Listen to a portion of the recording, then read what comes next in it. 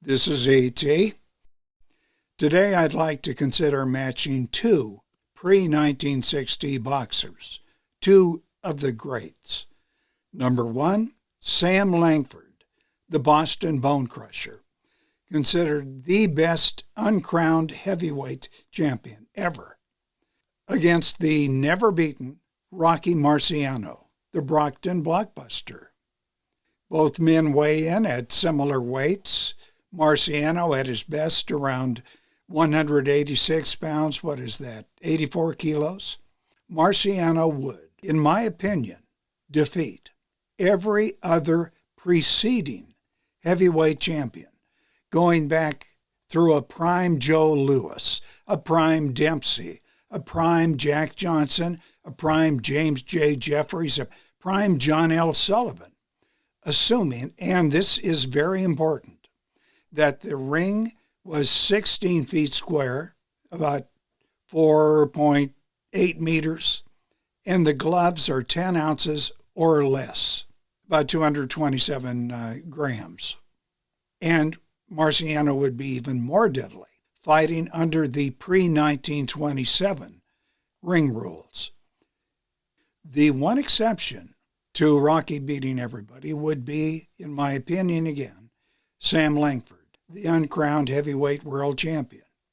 Langford, unlike Rocky Marciano, competed at lower weights, but would probably weigh in at the same weight, give or take a few pounds, as Rocky. Langford would come in at his prime. That would be roughly the Langford between 1908 and 1910. And he'd come in with far more experience. He had over 300 official bouts, and statistics vary, from 1902 to 1926. And he had a KO percentage of about 50%. And he did have losses, about 40. But most of those were either very biased newspaper decisions, some were faked losses, some were stolen victories, and the great majority took place when Sam Langford was blind, or nearly so. Assuming we take a well-conditioned Langford, in his early 20s, say 1906-07, he had only 2 losses by TKO, one to the great Joe Jeanette and one to Peter Jackson, equally great. But that TKO loss to Jackson came when Sam simply quit in his corner. He'd been fouled by Jackson, whom he beat several times before and later. Langford stood at 5 feet 7, that's 170 centimeters. He had an extremely long reach of 74 inches, 188 centimeters. He started young in 1902. He was, I think, 16. He fought in the lighter, what we would call welterweight division, and he was among a select number of fighters whose punching power increased in proportion to his weight gain. Rocky Marciano, undefeated former heavyweight champion, from September of 1952 through April of 1956. Rocky was taller by 3 inches. He was 5 feet 10 inches, 177 centimeters, but his reach is much shorter than Langford's, only 67 inches, 170 centimeters. Marciano started late. He was drafted in 1943 in the middle of World War II. He was 20 years of age. His first professional fight was in 1947, so his ring experience came very late in comparison to Langford. His impressive knockout percentage, talking about Marciano, was about 88% compared to Langford's 50%, but keep in mind, Langford was reputed to often carry an opponent, and he fought way into the 1930s when he was 40 and blind. Suffice it to say, Langford's KO ability from welterweight to heavyweight was every bit as impressive as that of Rocky Marciano's. So how is this battle going to go?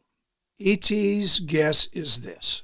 Obviously, it would be a slugfest, maybe similar to that of Hagler versus Hearns, that first round, Foreman versus Ron Lyle, Dempsey versus Firpo, James J. Jeffries versus Tom Sharkey, where neither fighter would dance away. Now, Rocky is at a disadvantage regarding the following. Sam's size. Sam is 3 inches shorter at 5 feet 7 inches, but with an astounding reach advantage. Marciano fought at his best, as did Jack Dempsey, against taller opponents, hammering away at their midsections until his famed Susie Q right hand to the skull ended the mayhem. Carmen Basilio noted this, I'm quoting Basilio. Today he looked like a midget against some of those heavyweights around, but he'd clobber them all, unquote. But now, with an opponent like Langford, who was shorter, with a longer reach, it's going to be very difficult to get into Sam's insides, his midsection. Rocky's at a disadvantage also in facing somebody with Sam's ability to punch. In Jack Dempsey's autobiography, Jack says the following, and I'm quoting, "There was one man. He was even smaller than I, and I wouldn't fight because I knew he would flatten me. I was afraid of Sam Langford," unquote. Langford's KO percentage in his prime was, as I mentioned, close to that of Rocky's. And remember, Sam often didn't flatten an opponent in order to not frighten away others. It's reasonable to say that Rocky Marciano fought nobody, including Joe Louis, who, when he fought Rocky, though old, was highly regarded by Ring magazine. Nobody who could punch with both hands, as did Sam Langford. Rocky never met somebody with stamina like Sam's. Remember, Langford fought in the days when a fight could go on for hours. When in top condition, Sam could stay with anyone in his day. Langford is at a disadvantage himself because Marciano, number one, never backed away. While Langford engaged with men who could force a fight, most could stay with him only for a short burst. Example, Stanley Ketchel. He, Langford, never faced anyone with the determination and drive of a Rocky Marciano. Also, Langford's at a disadvantage in that Marciano had knockout power like nobody Sam ever faced before. And I'm including Joe Jeanette and Jack Johnson. Should the Rock's Susie Q land on Sam's face, it's reasonable to assume Langford is done. And this is especially so if the 5-ounce gloves, like those first used by John L. Sullivan, if those gloves are used. Marciano could take a punch like nobody Sam ever faced, often taking a bunch of hits just to land one. The very hard-punching Archie Moore did floor Marciano, but with seemingly little effect. Even Joe Louis, still able to throw a devastating hit, couldn't stop Marciano. One of Marciano's early amateur opponents was Joe D'Angelo, and he said after meeting Rocky in the ring, quote, "I've knocked out a lot of men in my day, but never hit anyone so hard or so often as Rocky, but with no result. I was afraid I would break my hand," unquote.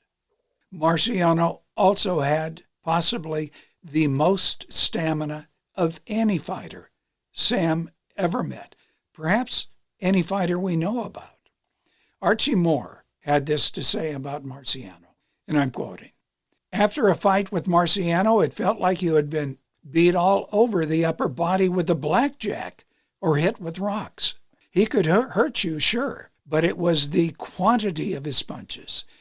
He just had more stamina than anyone else in those days.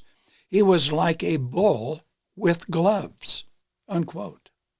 Also, nobody on record appears to have trained harder and for so long for a fight as did Marciano. Certainly nobody in Sam Langford's day. In fact, Marciano said that having to keep up that regimen was a major factor in his retiring from boxing. Well, I could go on, but I covered the most important comparisons.